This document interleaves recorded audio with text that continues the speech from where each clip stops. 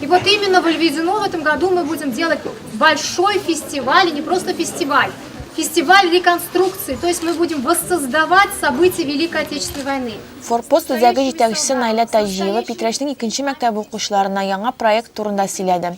Ул ватан геройларына, шул исәптә Бөек Ватан сугышы геройларына багышланган. Ну, такие мероприятия у нас прошли практически во всех учебных заведениях. Чаралар барлык мәгариф учреждениеларында үтте. Шулай ук Ленина Кокушкина техникумында да. Линейка барышында без Питрәш районы Советлар Союзы геройлары турында сөйләдек. Аларга әлеге проект багышланган да инде. Проект бик зур, күп чаралар үз иченә ала. Иҗади, спорт, интеллектуаль чаралар, традицион һәм инновацион формалар белән эшләячәкбез.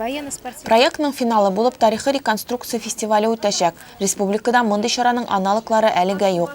Бу Әлбәдин хәрби уеннары. Фестиваль Әлбәдин авылында, Советлар Союзы герое туган авылында узар дип көтелә.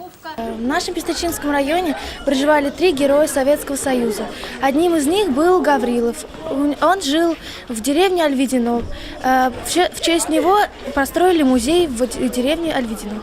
Мы планируем, что в нашем фестивале примут участие более 100 реконструкторов, не только с Республики Татарстан, но и из ближайших регионов. Фестивальдә 100-дән артык реконструктор катнашачак, республикадан, башка төбәкләрдән. Моннан тыш яшьләр өчен армия көнкүрешен тасвирлаячакбыз. Десантчылар, парашютта сикерү чыгышлы һәм башкалары белән булыр дип көтелә.